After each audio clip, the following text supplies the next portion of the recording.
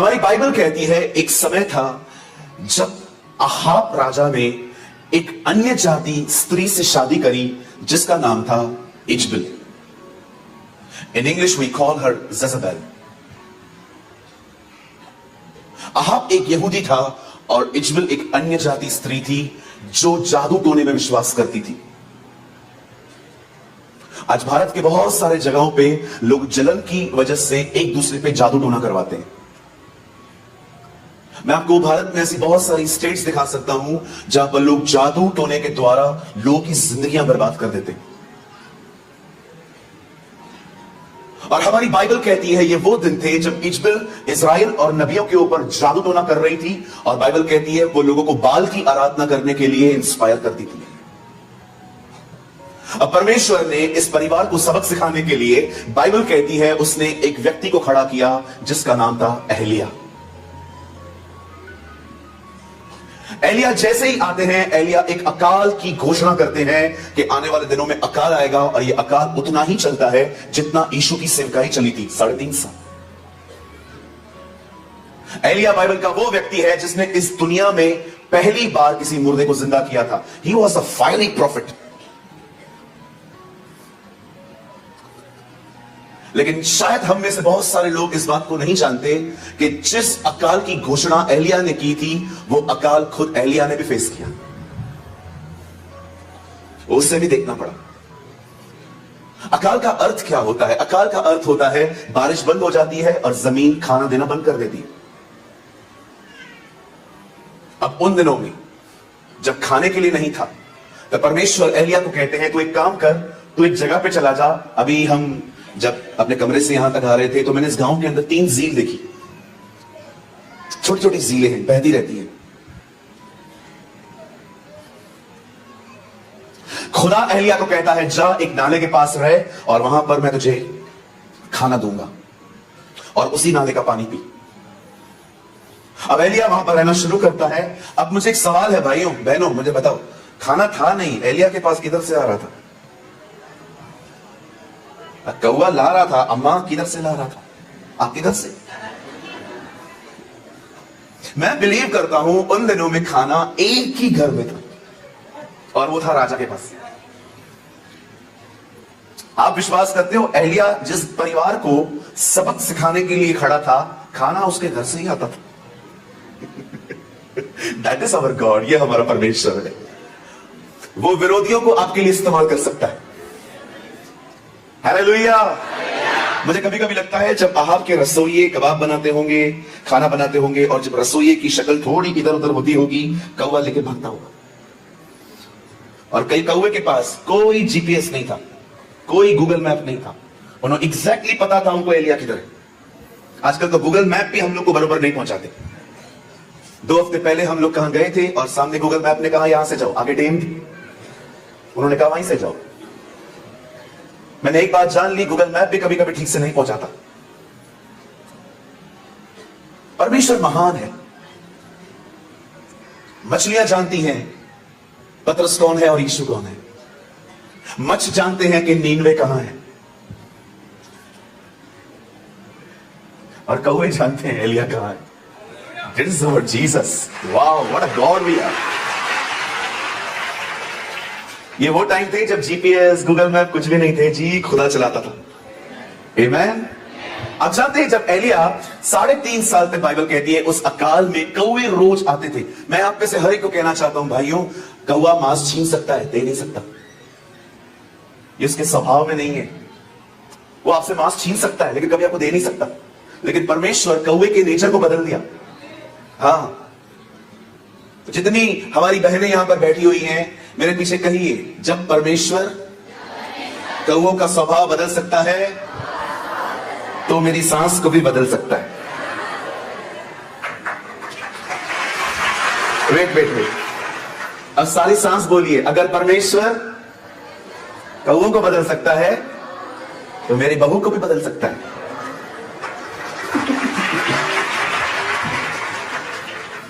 आजकल हमारे बॉम्बे में जब अन्य जाति लोग शादी करते हैं ना, तो लड़के और लड़की का पहले नहीं देखते, पहले ये देखते सास और बहू का जमेगा कि नहीं। उनके बड़े मसले होते हैं आजकल। मैंने एक बहन से पूछा, बहन आपकी मदर इन लॉ कैसी है? उन्होंने बोला वो मदर इन लॉ थी। मैंने कहा अभी मर्डर इन लॉ। ऐसे ऐसे जवाब सुनने को मिलते हैं हमें, सो मेनी डेंजरस आंसर्स। परमेश्वर ने कौओं का नेचर बदल दिया। लेकिन एक दिन ऐसा आया जब बाइबल कहती है नाले का पानी भी सूखने लगा, और परमेश्वर ने एलिया से कहा अब तुझे काम करना होगा। क्या प्रभु? अब तू ये जगह छोड़ और मैं तुझे एक और जगह बताता हूं, और वो एक जगह है और वो एक विधवा का घर है, और मैंने विधवा को आज्ञा दी है वो तुझे खाना खिलाएगी। आप में से जितने लोग यहां बैठे हैं मेरे पीछे जोर से कहिए, परमेश्वर ने विधवा से कहा। एक बार फिर से कहिए, एक और बार कहिए। परमेश्वर ने उस विधवा से कहा कि तू इसे भोजन खिलाएगी। ये परमेश्वर एलिया से कहते हैं कि मैंने उसको आज्ञा दी है, शी विल प्रोवाइड यू, वो तुम्हें देगी। अब एलिया अपना लोकेशन बदलता है, वहां से चल के जैसे उस गांव में साकपात में जाता है, इट्स कॉल्ड ज़राफत, और जब वो वहां पर जाता है, आप जानते हो जो बहन को प्रभु ने कहा था वो वहीं बैठी हुई लकड़ियां बीन रही थी। लकड़ियां बीनने का मतलब है वो आने वाले खाने की तैयारी कर रही थी कि मैं इन लकड़ियों पे खाना बनाऊंगी। और जब वो खाना बना ही रही थी, बाइबल कहती है कि एलिया जो था वो वहां पर पहुंचा और उस एलिया ने उससे कहा बहन मुझे पानी पिला, गिव मी सम वाटर। और जैसे वो बहन पानी लेने के लिए भागी, एलिया ने पीछे से कहा एक रोटी टुकड़ा भी लेकर आ, एक टुकड़ा लेकर आ रोटी का। अब इस लेडी ने बताया क्या कहा, सर खाना नहीं, आपको पानी चाहिए आप पानी ले लीजिए, खाना मेरे पास नहीं है, वी डोंट हैव फूड। अब हम यहां पर 2 मिनट रुकेंगे। मेरा एक सवाल है, परमेश्वर कहता है मैंने कहा है कि वो तुझे खाना खिलाएगी, पर ये लेडी तो कुछ जानती नहीं। दिस इज क्वेश्चन, ये सवाल है। परमेश्वर एलिया को कहता है मैंने उसे कहा है कि वो तुझे खिलाएगी, लेकिन बाइबल कहती है वो लेडी तो कुछ जानती नहीं थी, उसने कहा मुझे तो कुछ पता ही नहीं है, खाना तो मेरे पास है ही नहीं। आप जानते हैं जब मैंने ये वचन पढ़ा, मैंने बाइबल के कम से कम 5 से अलग अलग 6 ट्रांसलेशन पढ़ लिए, और मुझे ऐसा लग रहा था शायद प्रिंटिंग मिस्टेक है ये कि परमेश्वर कहता है मैंने कहा है, लेकिन ये वुमेन कहती है मैंने सुना नहीं है। और मैंने हर ट्रांसलेशन में पढ़ा, सब जगह पे सेम था, परमेश्वर कहता है मैंने कहा है। अब अगर परमेश्वर ने कहा है तो इस लेडी को क्यों नहीं पता है? मैं जानता हूं आप में से यहां पर बहुत सारे बाइबल के विद्वान होंगे। मेरा एक सवाल है, अगर परमेश्वर ने कहा है तो उस लेडी को क्यों नहीं पता है? अब मैं आपको बताना चाहता हूं, यह है आज के 2024 के लोगों की गलती। परमेश्वर ने कहा था, इन्होंने सुना नहीं था। आज बहुत सारे लोग कहते हैं प्रभु मुझसे बात नहीं करते। जी हर दिन करते हैं, हम सुन नहीं पाते, और हमारे न सुनने का सबसे मुख्य कारण है ये चीज जो अभी भी शायद आप इस्तेमाल करते होंगे चर्च के अंदर, दिस वन। आज ये चीज है जिसके कारण बहुत सारे लोग प्रभु का वचन नहीं सुन पाते, क्योंकि वो डाइवर्ट है। आप जानते हैं कितने ऑक्यूपाइड हैं आजकल लोग अपने मोबाइल से। परमेश्वर कहता है मैंने बात की है, पर बहन ने सुना नहीं है। क्यों? क्योंकि वो डाइवर्ट थी। परमेश्वर ने कहा था, उसने सुना नहीं था, क्योंकि उसका दिमाग कहीं और था। बात सिर्फ इन सभाओं की नहीं है कि आज आप यहां पर आए हो, ये जिंदगी जीने के तरीके हैं कि आप जब चर्च जाते हैं तो आप कितने सिंसियरली प्रभु का वचन सुनते। जब मैं यहां आया तो मैंने अपना चार्ट घर पे ही चेक कर लिया था कि मेरी कितनी मीटिंग्स हैं यहां पर, और मुझे पता चला कि मेरे पास यहां पर 5 सेशंस हैं, जो कल 3 हो गए और आज 2 हैं, अभी 1 इसके बाद लास्ट शाम को है। मैं अपने चार्ट के ऊपर हाथ रख के दुआ कर रहा था, अपने शेड्यूल के ऊपर। मैं खुदा से कह रहा था, खुदा मुझे बता मैं क्या शेयर करूं। और मुझे परमेश्वर हर बार एक चीज कह रहे थे, लोगों को बोल, सेंस ऑफ हियरिंग अच्छी रखी, सुनना, कहिए सुनना, जोर से कहिए सुनना। मैं आप में से हर एक को कहना चाहता हूं, सुनना बहुत महत्वपूर्ण है। हमारे प्रभु ने कहा मनुष्य केवल रोटी से नहीं परंतु परमेश्वर के वचन को सुनने के कारण जीवित रहेंगे।